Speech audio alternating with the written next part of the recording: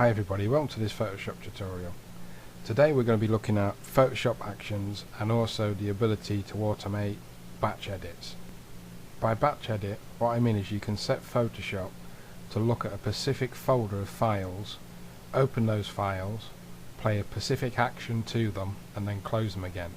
So I find this really useful, for example, if I'm editing a large number of files and I've got a specific setting on a sharpening that I want to do to all the files, rather than laboriously opening every single file and doing the sharpen effect, I'll record an action and then I'll batch edit all the photos all at once, so Photoshop just simply opens them one after another, applies the effect and closes them again for me. So it can save you a huge amount of time. But in order to do this we have to record actions, which is a set of instructions that Photoshop can play through. So I've got this image open here and we're going to start with an example of sharpening. For motocross pictures I have a very specific setting that I use, the Smart Sharpen, and I've got my own preset that I use for motocross pictures, one that always seems to work quite well. So the first thing I'm going to do is I'm going to click play on this action button here. If you can't see the actions menu, if you go to Window and click on Actions, this dialog box will open up and you can then dock it in to the side there. So what we're going to do is we're going to come down to this tab, and if you hover over these it will tell you what there is. It's create new action. So I'm going to click that and I'm going to call this action motocross sharpen.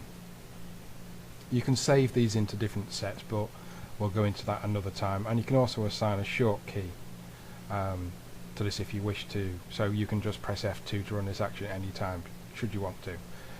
For the purpose of this demonstration I'm not going to bother. All we're going to do is click record. So now Photoshop is monitoring everything that I do.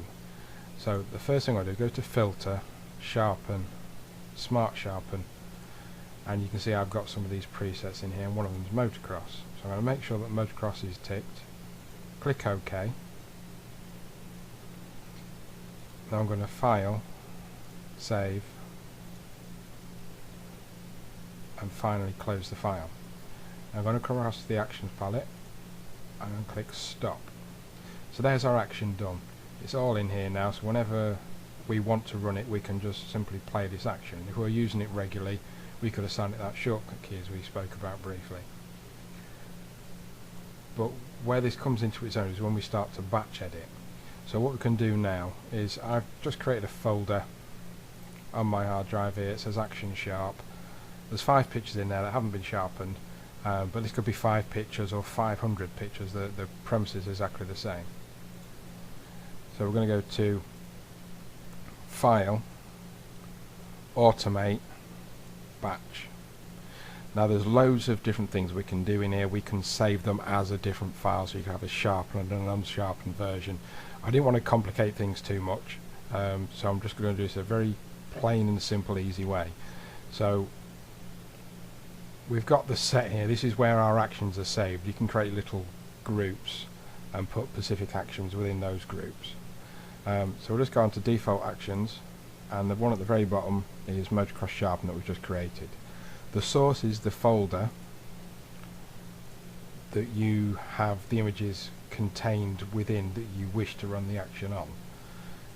So we'll just very quickly select that folder, click OK. Now all these options do have a use, but I don't, as I said before, I don't really want to complicate things. I just want to keep this really simple so you get the basic premise of it. Destination, we can put it into a different folder and we can have all these different naming options. We're just going to put save and close. And that is pretty much it. So we're just going to click OK, and what you'll see now is Photoshop is opening up these files one by one, applying the sharpening to them, saving it and closing it. So very quickly these photos have now been through Photoshop and had the sharpening applied.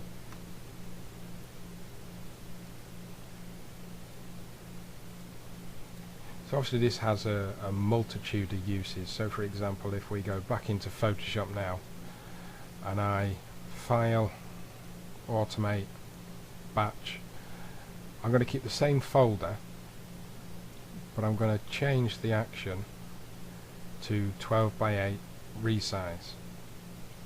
Again, if I click OK, it's going to open those files, resize them for me, save it and close it.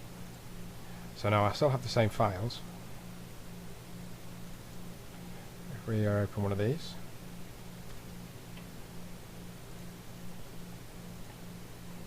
you can see the dimensions of this file now are now 12 by 8, which all of them are, which again is quite handy sometimes if you're getting pictures ready for a slideshow, for example. It obviously works far easier when you're setting out your templates and your transition between slides if all the pictures are the same size. So if you've got a batch of photos that you want to put onto a DVD as a slideshow, it would make sense to resize them to a common size first. So again, you can just create your action when you decide you need to do it. You know, it's not like you have to create all these actions and have a huge library. It only takes a few seconds to record yourself doing something to a file, and you can just reproduce that on any subsequent file. So I very often record an action for a specific purpose, and then once I've done, I'll probably just delete the action because I probably won't use it again. But it can be really, really useful, and as I'm sure you can appreciate, save you a huge amount of time. That's all from me. Hope you find this helpful. Till the next time, bye for now.